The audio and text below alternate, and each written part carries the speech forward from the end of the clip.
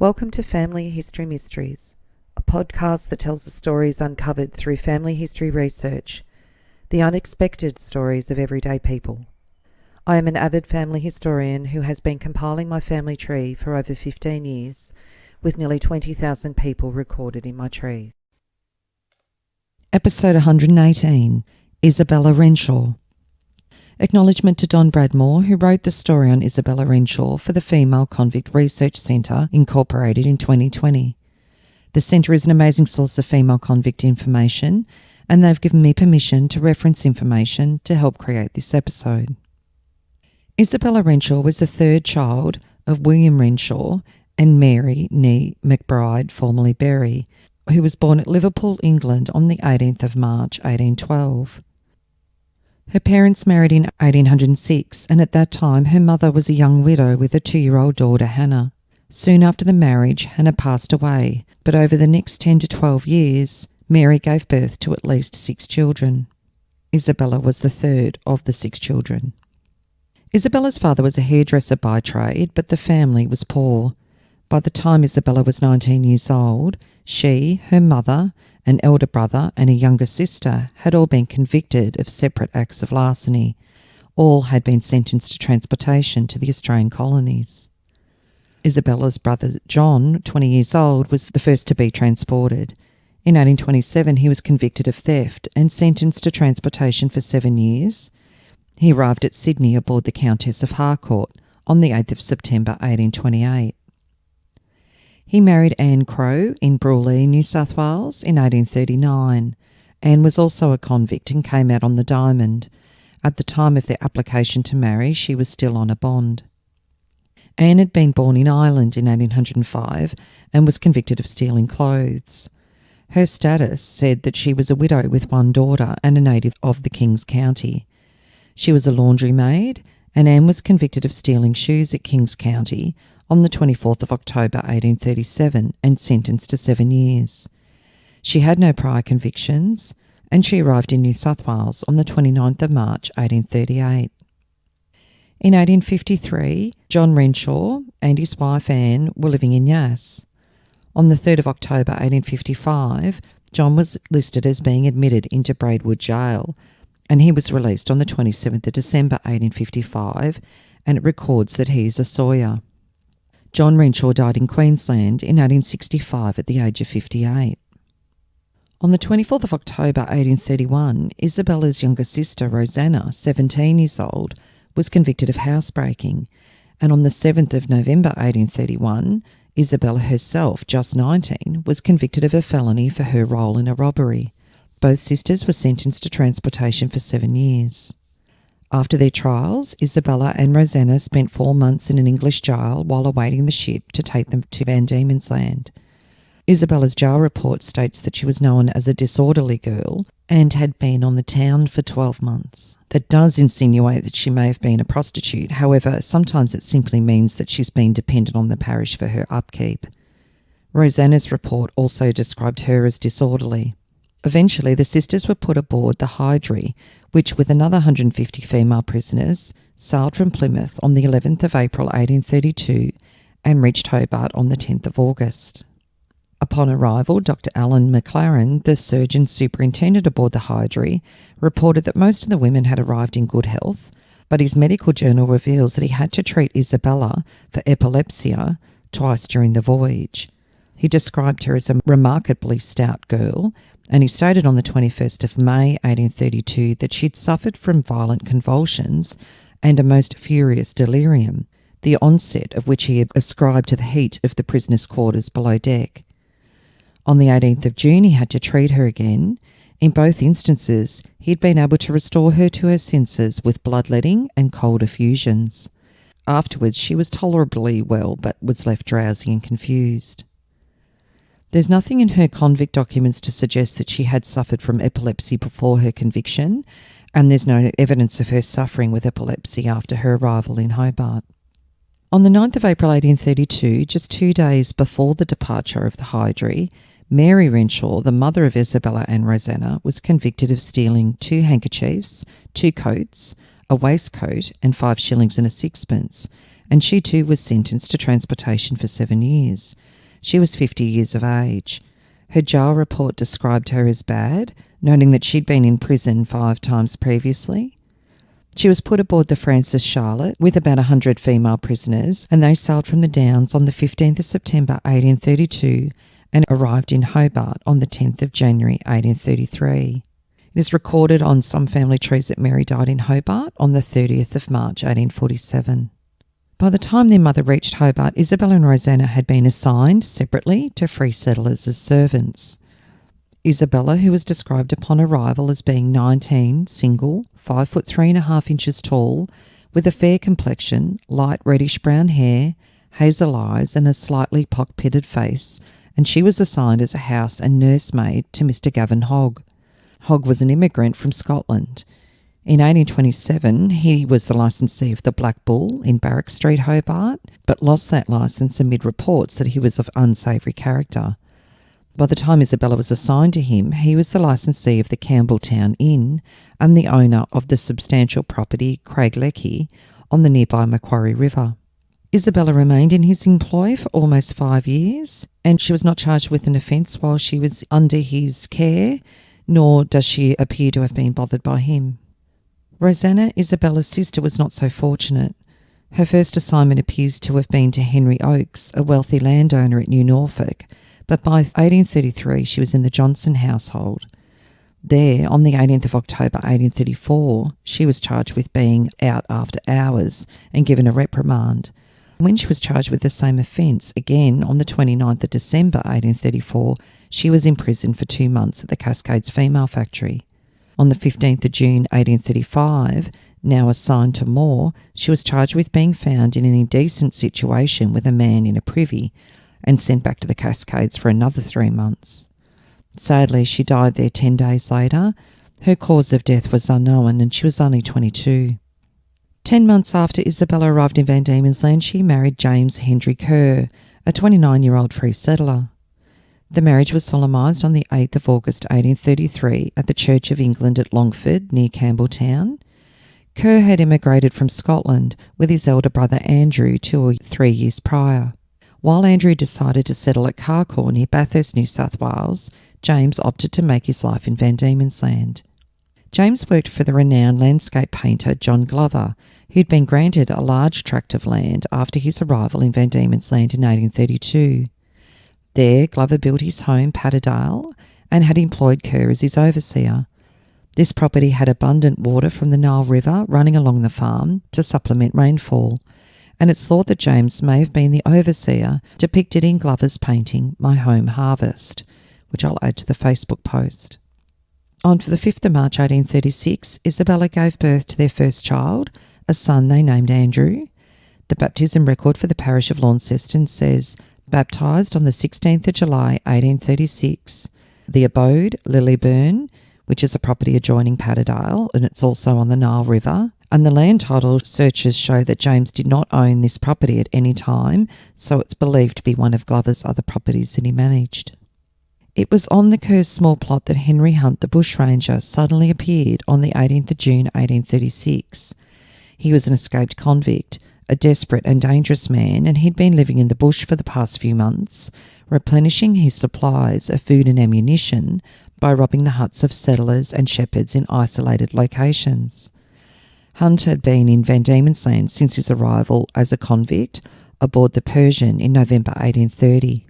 At his trial in County Kent, England, in December 1829, he'd been convicted of stealing rabbits and sentenced to transportation for 7 years. It was not his first offence. He had previously served jail terms for theft and vagrancy. In Van Diemen's Land, he'd frequently been punished for insolence and idleness, and for one offence he'd spent 14 days on the treadwheel. His worst offence, however, was the theft of a shotgun in July 1835, and for that he was sentenced to 3 years on the Launceston chain gang, and in addition, his original term of transportation was extended by 14 years. By early September 1835, he received 25 lashes on 3 separate occasions for neglect of work on the chain gang, and then escaped and fled into the bush, preying on anyone he happened to come across. He was known to have shot and killed at least one shepherd whose hut he'd attacked. In late November 1835, Hunt had bailed up Captain William Serjeantson, late of the 40th Foot Regiment, and now a highly respected Justice of the Peace. Serjeantson was making his way through the bush from his home to Wanstead near Campbelltown, a distance of about 17 kilometres. Hunt, who was on foot at the time, had ordered Serjeantson at gunpoint to get down from his horse. Serjeantson refused to do so. Instead, he charged directly at Hunt, who shot him in the chest at close range. The next morning, Serjeantson's lifeless body was covered with blood and battered about the head, and it was discovered. Since then, Hunt had been on the run, undoubtedly aware that a very big reward had been posted for the capture of Serjeantson's killer. The public were incensed with this particular murder, as Captain Serjeantston had fought with Wellington in Portugal, and although apparently a surly individual, he was still respected for his fairness in council. James and Isabella Kerr had never seen Henry Hunt, of course, and when he surprised them with his appearance at their hut on the 18th of June 1836, they were not immediately aware that he was the notorious bushranger. It was not until after they managed to overpower him they became aware of his identity. In the days and weeks which followed, the story of Hunt's capture by James and Isabella Kerr was told many times in the newspapers. Claiming that some of these accounts were inaccurate, the Hobart Courier of the 6th of July 1836 quoted Kerr directly. It says, "On the 18th of June I was digging potatoes in my garden when my dog scratched me twice, and the third time he leapt upon my back. I turned round and desired him to go to it, which he accordingly did in the direction of an old hut 25 yards distance from me. I followed him when a man stepped out from behind the hut, who, presenting his gun, ordered me to stand or he would blow my brains out. He desired me to kneel down, which I did. He then leapt over a 4-railed fence with his gun cocked. He cleared the fence without touching it at one leap. He then came behind me. I looked over my shoulder and asked, 'Who are you?' To which he answered, 'I will very soon let you know who I am.' I then wheeled round and got under the muzzle of his gun, which I turned upwards and attempted to seize him by the throat, but caught him under the ear. Upon this he drew a pistol from the belt at his side. I snatched it by the barrel and threw it on the ground. He struggled with me and threw his gun from him when the muzzle fell towards us. We then struggled about 10 yards distance. In falling, he took another pistol from his belt, which he cocked and put to my right side. He fell under me. He then got the pistol to my breast. I seized his hands, holding his finger from the trigger, and called out, 'Murder!' My wife came to my assistance with my musket loaded with ball. She put the musket to the man's side, who was under me, and asked if she should shoot him, but instead of cocking the piece, she opened the pan and the priming fell out. She then said, 'What shall I do? The powder is gone. Shall I hit him?' I directed her to hit him on the head. She stepped on the opposite side and struck him with the butt, which broke her hand. At this time the man's pistol snapped at my breast, and she tried to wrench it from him, but could not. She then repeated the blow upon his head with the barrel of the musket. He received 4 blows from her, and he called out, 'Hit me no more, I am a done man.'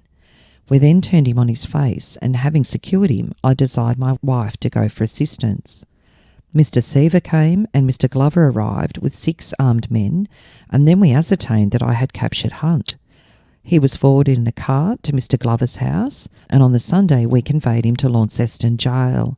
He acknowledged that he'd murdered Captain Serjeantston and Humphrey Gray's shepherd. Despite a doctor's effort to save him, Hunt died in the Launceston Hospital 3 weeks later. Before he died, he made a full confession, acknowledging that he had killed Serjeantston and the shepherd and named others whom he'd robbed. A subsequent inquest found that his death had been caused by certain wounds and fractures inflicted upon his head with a musket by Isabella Kerr, and that the conduct she displayed on that occasion was not only fully justifiable, but deserved the highest commendation. On the 28th of June 1836, the Colonial Times quoted an official announcement in the Hobart Town Gazette, carrying the news that the Lieutenant Governor had been pleased to grant a free pardon to Isabella Renshaw, per Hydry, as a reward for her service and meritorious conduct in the capture of Henry Hunt. However, while Isabella might have been delighted to learn of her free pardon, she might well have wondered why there'd been no mention as yet of the monetary reward that had been promised, in addition to the free pardon, for the capture of Hunt. On the 4th of December 1835 in the True Colonist in Hobart, they carried this advertisement: 100 sovereigns and a free pardon. Hobart Town, 3rd of December 1835. Whereas William Sir Jeanston, Esquire, Justice of the Peace, was most barbarously murdered on Monday evening last at a place called Guidon's Bottom, on the by-road from Huluth to Wanstead in the district of Campbelltown. This is to give notice that I am authorised by His Excellency the Lieutenant Governor to offer the reward of 100 sovereigns to any person that shall discover the perpetrators of the said murder, and if a convict shall perform such service, then, in addition to the foregoing reward, such convict shall be recommended to His Majesty's the King's mercy for a free pardon, provided that no principal or accessory shall in any degree benefit hereby. M. Forster. By the end of June 1836, 2 weeks after Hunt's capture, the reward money still had not been paid, and a number of newspapers begun to wonder why. In Bent's News and Tasmanian Threepenny Register of Hobart on the 2nd of July 1836, it was clear in its opinion that by this time the money should have been handed to the Kerrs. Mrs. Kerr, this brave woman, has not only obtained a free pardon for being instrumental with her husband in taking Hunt, but is entitled to the pecuniary rewards offered by advertisements for the apprehension of the murderer of Captain Sir Jeanston and the shepherd. Kerr and his wife certainly richly deserve such a reward. The fund amounted to £494, to which the Governor added £100 out of respect for Captain Sir Jeanston. The reason for the delay soon became apparent. The government had reneged on the monetary reward. It had decided that because Hunt had died before he could stand trial, he had not been convicted of Sir Jeanston's murder. Therefore, James and Isabella did not qualify for the 100 sovereigns. Bent's News and Tasmanian Threepenny Register on the 6th of August 1836 put it this way: the rewards offered for the discovery of murderers cannot be too punctually paid. This remark suggests itself in consequence of hearing that Mr. Kerr, the capturer of Hunt, is kept out of the reward offered for his apprehension under the excuse that he was not legally convicted. Kerr is entitled to the reward offered, although the murderer died in the hospital. He confessed himself guilty of the crime and afforded proofs sufficient to believe him. However, James and Isabella did receive a reward eventually. It was paid over to James because the common law of the time stated that the husband owned the property and assets of his wife. The exact amount of money and the names of all of the donors is unclear. Now, with money to start a new life, Isabella and James and their baby left Van Diemen's Land to go to Carcoar in New South Wales, where James's brother Andrew was doing well. In later years, the brother and sister of James and Andrew also arrived in the Carcoar area. Shipping records reveal that Mr. and Mrs. Kerr departed the colony aboard the Arab on the 15th of April 1837. The final entry on Isabella's conduct record reads, "Gone to Sydney with her husband James Kerr by permission of Lieutenant Governor. Free pardon on the 24th of June 1836.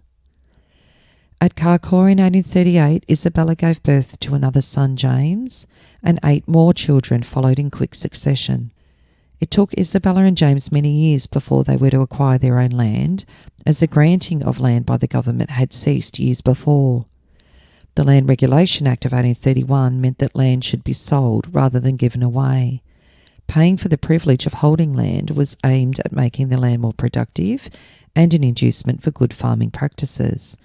It was also designed to stop squatters just taking the land.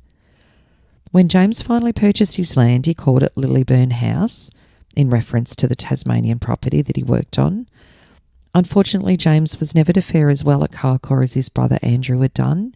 Andrew had been granted nearly 1,200 acres of land soon after his arrival in 1831, and he quickly added to that land purchase, and he prospered. In 1840, James was appointed pound keeper at Carcoar. James was also gazetted as being granted a depasturing licence in those years, allowing him to run cattle and sheep on government land. This licence was based on an annual fee per acre. Often these licences allowed farmers to put their animals on adjoining government land, which was particularly useful in times of drought. The baptismal records of the younger children show that his occupations were also a storekeeper and a butcher, further suggesting that his farming ventures may not have been highly successful. The 1841 census shows the Kerrs living at Stony Creek near Carcoar. The family then consisted of 3 children living in a wooden building, and both Isabella and James give their occupations as carers of sheep. And on the 17th of February 1849, it says, James Kerr, the above named, formerly a farmer on the Nile River in Van Diemen's Land, subsequently a butcher in Canning Street, Launceston in Van Diemen's Land, departed from Launceston in 1837, leaving property in charge of the undersigned, and went to reside in a neighbourhood of Bathurst, New South Wales, but has not since been heard of. If the said James Kerr is dead, as is supposed, the person or persons legally entitled to his property are requested forthwith to apply to Mr. J.S. Turner of the Union Bank in Sydney. And that was advertised in the Bathurst Advocate. Isabella died at the age of 45. The death registration shows she had been suffering for 3 weeks from palpitations of the heart, just less than 4 months after the birth of her daughter Mary. Her father was recorded as William Renshaw, a storekeeper in Liverpool, England, and her mother was recorded as Mary Berry. In the Bathurst Free Press and Mining Journal on the 6th of August 1856, there was a death notice referring to Isabella. At Lilliburn House, Carcoar, on Friday the 25th at 3 a.m, Isabella Mary Kerr, the beloved wife of James Kerr, leaving 8 sons and 1 daughter to lament her loss. Soon after Isabella's death, James remarried, and he died at Eugowra near Forbes, New South Wales, on the 12th of November 1884, and he was 88. Isabella and James's children. You'll notice that Hendry features quite heavily in the children's names, and this was the surname of James's mother. The first child, Andrew, was born on the 5th of March 1836 in Tasmania. He married Elizabeth Brennan in Wellington, New South Wales in 1874 when he was 38 and Elizabeth 21. They had 4 children, and Andrew died at Molong, New South Wales in 1904, aged 68. The second child, James Hendry Kerr, was born in Carcoar on the 22nd of February 1838. He was a bullock driver, and he married Margaret French, who'd previously been married to Thomas Twaddle in Scotland, who she had 4 children to, with 2 surviving into adulthood. Margaret and her husband Thomas arrived in New South Wales in 1855, but Thomas died in January 1856, and then she went on to marry James in December 1856 in Carcoar. Margaret was 13 years older than James. In 1878 he was listed as a carrier in Carcoar.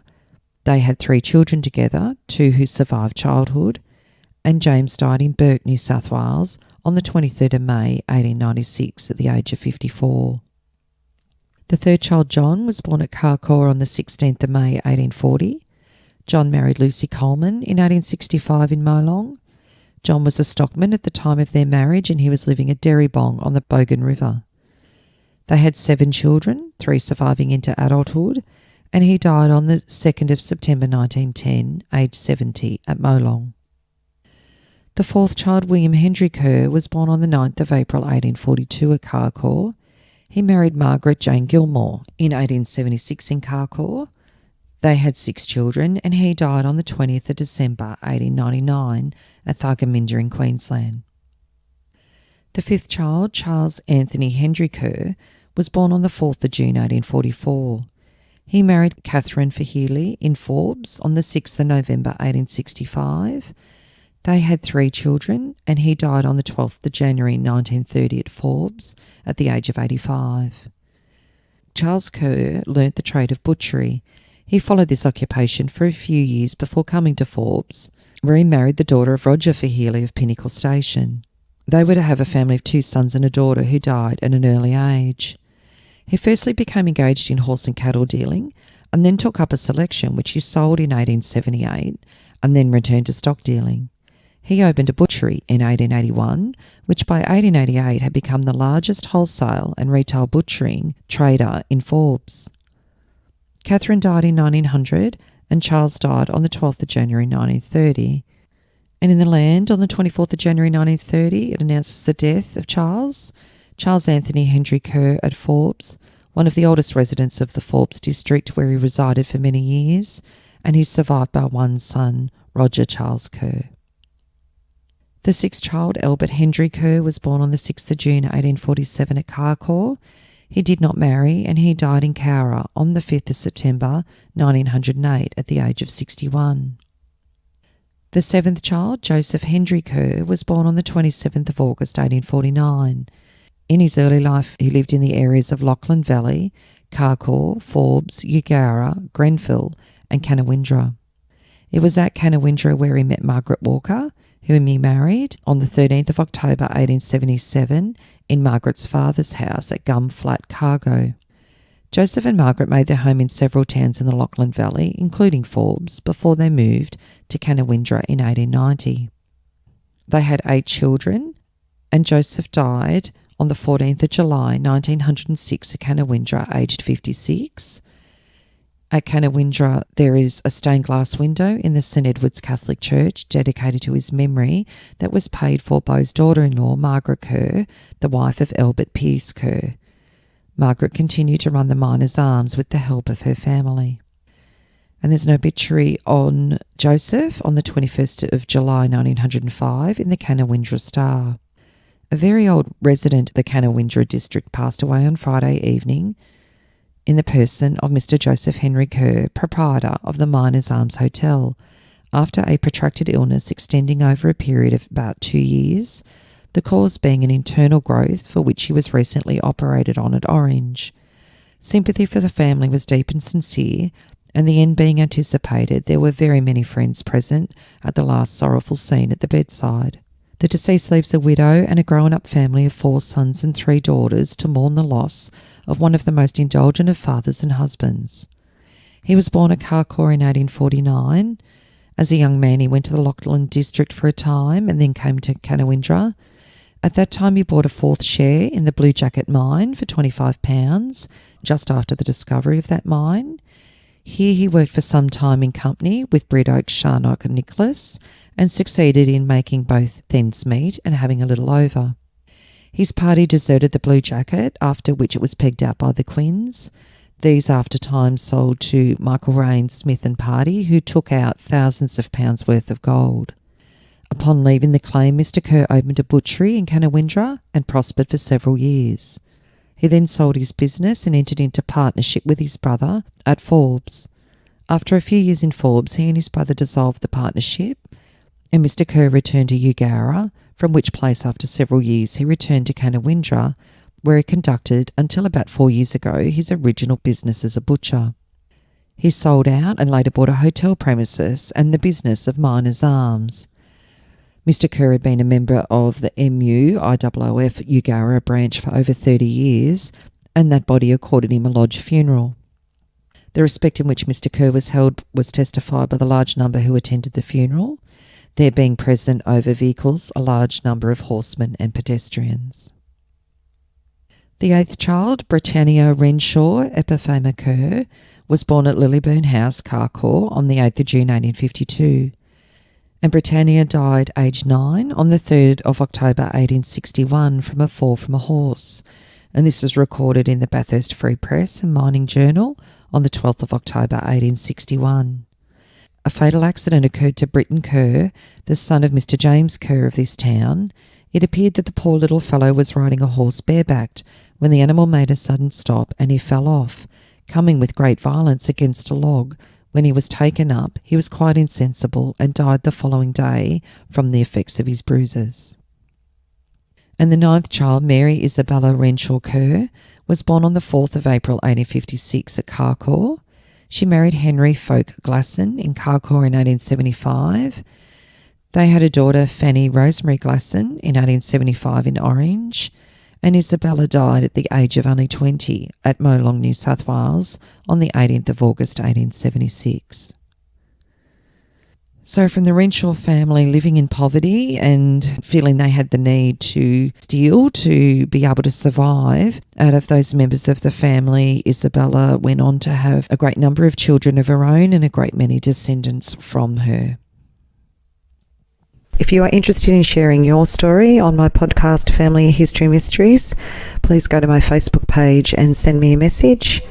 If you would like some assistance in filling in the gaps in your family tree to see what mysteries you solve, please get in touch. And don't forget you can have early access to episodes by subscribing, and you'll also gain access to bonus episodes.